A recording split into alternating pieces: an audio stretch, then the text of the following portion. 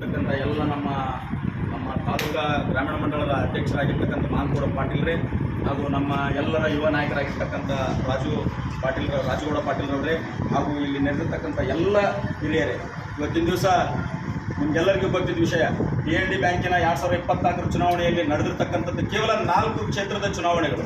ಈ 4 ಮತಕ್ಷೇತ್ರದ ಚುನಾವಣೆ ಒಳಗೆ ನಾವು 3 ಮತಕ್ಷೇತ್ರದ ಚುನಾವಣೆ ಒಳಗೆ ಜೈಬೇರಿ ಬಾರಿಸಿದೀವಪ್ಪ ಅಂತಂದ್ರೆ ನಾವೆಲ್ಲರೂ ವಿಚಾರ ಮಾಡಬೇಕು.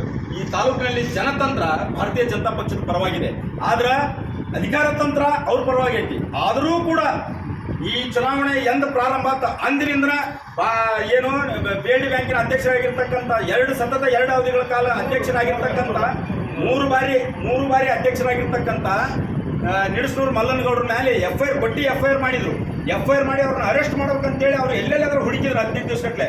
ಆದರೂ ಕೂಡ PNB ಬ್ಯಾಂಕಿನ ಚುನಾವಣೆಯನ್ನು ಮತದಾರ ಯಾದಿ ಆದ್ರೆ ನಾವು ಸಂಪೂರ್ಣವಾಗಿ ಅದರಂತ ಬೆನ್ನು ಹತ್ತಿ ಮಲ್ಲನಗೌಡರನ್ನ ಆಂಟಿಸಿಪೇಟರಿ ಬೇಲ್ ಮಾಡಿಸ್ಕೊಂಡು ಬರೋದ್ರ ಜೊತೆಗೆ ಈ PNB ಬ್ಯಾಂಕಿನ ನಡೆದಿರ್ತಕ್ಕಂಥ 4 ಚುನಾವಣೆ ಒಳಗೆ ನಾವು ದಿಟ್ಟವಾಗಿ ಎದುರಿಸಿ 3 ಮತಕ್ಷೇತ್ರಗಳನ್ನು ಇವತ್ತಿನ ದಿವಸ ಭಾರತೀಯ ಜನತಾ ಪಕ್ಷ ನಾವು ಗೆದ್ದಿದ್ದೇವೆ.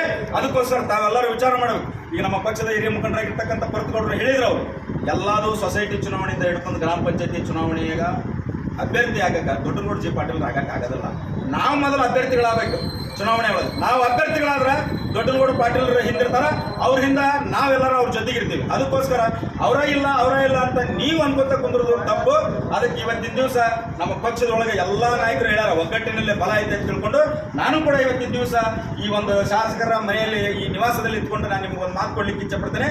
ಪ್ರತಿಯೊಂದು ಮುಂದೆ ಬರ್ತಕ್ಕಂಥ ಯಾವುದೇ ಚುನಾವಣೆಯಲ್ಲಿ ಇರಲಿಕ್ಕ ಅವ್ರು ಆಡಳಿತ ತಂತ್ರದವ್ರು ಭಾಳ ನಮ್ಮ ಮೇಲೆ ಕೇಸ್ ಮಾಡ್ತಾರೆ. ಅದಕ್ಕಿಂತ ಹೆಚ್ಚಿಗೆ ಏನು ಮಾಡೋಲ್ಲ ಅಂತ ನಾ ಹೇಳೀನಿ.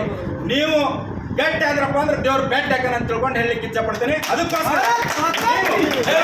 ಅದಕ್ಕೋಸ್ಕರ ನೀವು ಯಾವುದೇ ಚುನಾವಣೆ ಬರಲಿ ನಾವು ಅಭ್ಯರ್ಥಿಗಳಾಗಿ ನಿಂತ್ಕೊಳ್ಳೋಣ. ಮೊದಲು ನಮ್ಮ ಪಕ್ಷದವರು ಜನರು ನಮ್ಮನ್ನು ಆಯ್ಕೆ ಮಾಡೋದು ಬಿಡೋದು ಜನರಿಗೆ ಬಿಟ್ಟದ್ದು ಅದು ವಿಚಾರ. ಜನರು ನಮಗೆ ಓಟ್ ಹಾಕಿಲ್ಲ ಅಂದ್ರೆ ಇವತ್ತು ನಾವು ಜನರಿಂದ ಸೋತೀವಿ ಅಂದ್ರೆ ನಾವು ಖರ್ಚು ಮಾಡಿ ಚುನಾವಣೆ ನಿಂತಿದ್ದು ಕೂಡ ನಮಗೆ ಮನಸ್ಸಿಗೆ ನೆಮ್ಮದಿ ಇರುತ್ತೆ. ಇಲ್ಲಪ್ಪ ನಮಗೆ ಜನರು ಓಟ್ ಹಾಕಿಲ್ಲ, ನಮ್ಮ ಸರಿ ಸೋಚಾರ ಅಂತ ತಿಳ್ಕೊಂಡು ನಾವು ಮನೆಯಾಗಿರ್ಬೋದು. ಆದ್ರೆ ಕುತಂತ್ರದಿಂದ ನಾವು ಏನಾದರೂ ಸೋತೀವಪ್ಪ ಅಂತಂದ್ರೆ ನಮಗೆ ನಿಂತೆತ್ತದಲ್ಲ ಮನ್ಯಾಗ. ಕುತಂತ್ರದಿಂದ ಸೋತೀವಲ್ಲ, ನಾವು ಡೈರೆಕ್ಟ್ ಹಾಕಿದ್ವಲ್ಲ, ನಾವು ಗೆಲ್ತಿದ್ವಲ್ಲ ಅಂತ ತಿಳ್ಕೊಂಡು ಅನ್ಕೊಂತಿದ್ವಿ ನಾವು.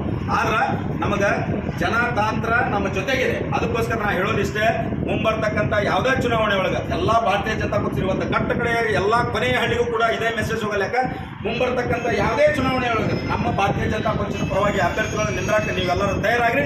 ನಿಮ್ಮ ಜೊತೆಗೆ ದೊಡ್ಡಗೌಡ ಪಾಟೀಲರಾಗಲಿ, ನಮ್ಮ ಅಧ್ಯಕ್ಷರಾಗಲಿ, ನಮ್ಮ ಭಾರತೀಯ ಜನತಾ ಪಕ್ಷದ ಎಲ್ಲ ಮುಖಂಡರಾಗಲಿ, ನಾವೆಲ್ಲರೂ ನಿಮ್ಮ ಜೊತೆಗಿರ್ತೀವಿ ಅಂತ ತಿಳ್ಕೊಂಡು ಹೇಳಿ ಇವತ್ತಿನ ದಿವಸ ನಮಗೆ ಸಹಾಯಕ ಏನು ಈ 3 ಮತಕ್ಷೇತ್ರದೊಳಗೆ ಕೆಲವು ಮತಗಳಿಂದ ನಾವು 4 ಮತ ಇವತ್ತು ನಿಮ್ಗೆ ನಿಜವಾಗ್ಲೂ ಇವತ್ತು ಒಂಡ್ರ ಭಾರಿ ಅದ್ಭುತ ಅನ್ಸುತ್ತೆ.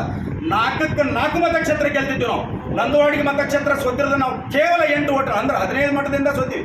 8 ಓಟ್ ನಮ್ಮ ಆಗಿತ್ತಪ್ಪ ಅಂತಂದ್ರೆ ನಾವು ಅದನ್ನು ಕೂಡ ಗೆಲ್ತಿದ್ವಿ. ನೀವು ವಿಚಾರ ಮಾಡ್ಕೋಬೇಕು, ಈ ತಾಲೂಕಿನಾಗ 4 ಮತಕ್ಷೇತ್ರಕ್ಕೆ 4 ಇವತ್ತು ನಾವು ಗೆದ್ದಿದ್ವಪ್ಪ ಅಂದ್ರೆ ಅವ್ರಿಗೆ ಎಂಥ ಮುಖಭಂಗ ಆಗಿತ್ತು. ಅದಕ್ಕೆ ತಾವೆಲ್ಲರೂ ವಿಚಾರ ಮಾಡ್ಕೊಂಡ್ರಿ. ನೀವು ಮುಂದಿನ ಬರ್ತಕ್ಕಂಥ ಎಲ್ಲ ಚುನಾವಣೆ ಒಳಗೆ ನೀವು ಹಳ್ಳ್ಯಾಗ ನಮ್ಮ ಅಭ್ಯರ್ಥಿಗಳನ್ನು ಗಟ್ಟಿ ಮಾಡಿ, ನೀವು ಅಭ್ಯರ್ಥಿಗಳನ್ನು ಗಟ್ಟಿ ಮಾಡಿದ್ರಪ್ಪ ಅಂತಂದ್ರೆ ಜನರು ನಮ್ಮಿಂದ ನಿಜವಾಗ್ಲೂ ನಿಂದಿರ್ತಾರೆ. ನಿಮ್ಗೆ ಗೊತ್ತು ತಾಲೂಕಿನಾಗ ಆಡಳಿತ ಹೆಂಗೆ ನಡೆದು ಅಂತ ತಿಳ್ಕೊಂಡು. ಅದಕ್ಕೆ ನಾ ಇಷ್ಟ ಹೇಳೋದು, ಎಲ್ಲ ನಮ್ಮ ಅಭ್ಯರ್ಥಿಗಳು, ಎಲ್ಲ ನಮ್ಮ ಪಕ್ಷದ ಮುಖಂಡರು ನಾವೆಲ್ಲರೂ ಒಗ್ಗಟ್ಟಾಗೋಣ.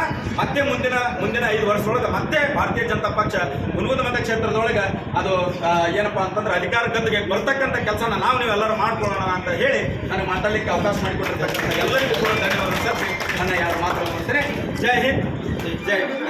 ಇಲ್ಲಿವರೆಗೂ ಬ್ಯಾಂಕಿನ ಚುನಾವಣೆಯಲ್ಲಿ ಅವಿರತ ಪರಿಶ್ರಮದಿಂದ ಶ್ರಮಿಸಿ 4ರಲ್ಲಿ 3 ಗೆಲುವಿಗೆ ಸಾಕ್ಷಿಯಾದ ಎಲ್ಲ ಪಕ್ಷದ ಇನ್ನಷ್ಟು ಅಪ್ಡೇಟ್ಗಳಿಗಾಗಿ ಫಾಲೋ ಮಾಡಿ ವಿಜಯ ಧ್ವನಿ ನ್ಯೂಸ್.